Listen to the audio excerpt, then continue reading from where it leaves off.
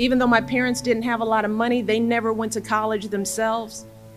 They had an unwavering belief in the power of education. So they always pushed me and my brothers to do whatever it took to succeed in school. So when it came time for me to go to high school, they encouraged me to enroll in one of the best schools in Chicago. It was a school a lot like this one. And listening to Mbera's story, it was so similar because my school was way across the other side of the city from where I lived. So at 6 a.m. every morning, I had to get on a city bus and ride for an hour, sometimes more, just to get to school. And I was willing to do that because I was willing to do whatever it took for me to go to college.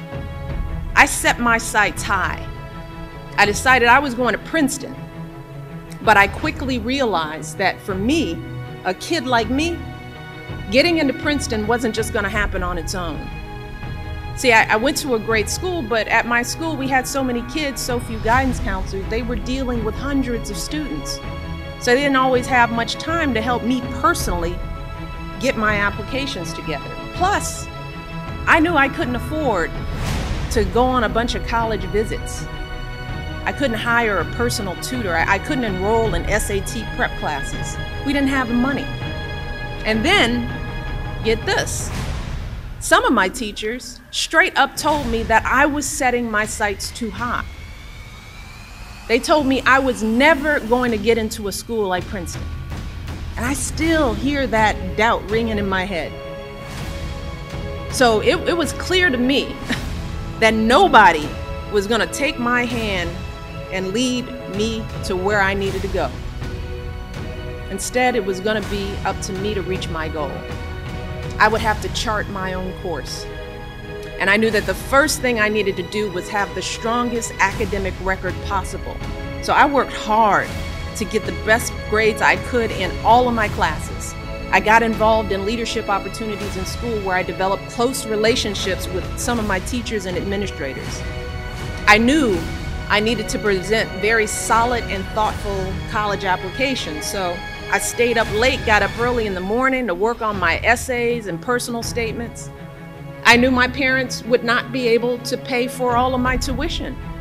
So I made sure that I applied for financial aid. That FAFSA form was my best friend. I knew the deadlines, everything. Most importantly, when I encountered doubters, when people told me that I wasn't going to cut it, I didn't let that stop me. In fact, I did the opposite. I used that negativity to fuel me, to keep me going. And at the end, I got into Princeton, and that was one of the proudest days of my life. But getting into Princeton was only the beginning. Graduating from Princeton was my ultimate goal.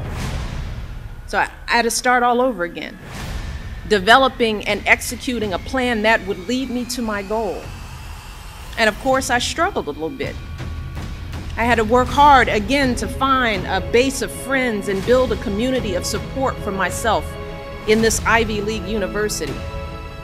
I remember as a freshman, I mistakenly rolled into a class that was meant for juniors and seniors. And there were times when I felt like I could barely keep my head above water. But through it all, I kept that college diploma as my North Star. And 4 years later, I reached that goal, and then I went on to build a life I never could have imagined for myself. I went to law school, became a lawyer. I've been a vice president for a hospital. I've been the head of a nonprofit organization. And I am here today because I want you to know that my story can be your story.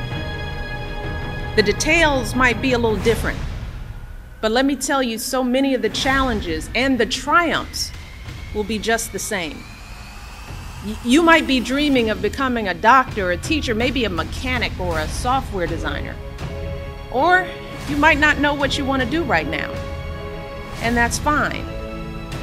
But no matter what path you choose, no matter what dreams you have got to do whatever it takes to continue your education after high school. Again, whether that's going to community college, getting a technical certificate, or completing a training opportunity, or going off to a 4-year college. And once you've completed your education, you will have the foundation you need to build a successful life. That's how that's how Minbera, that's how so many other students have overcome adversities to reach our goals.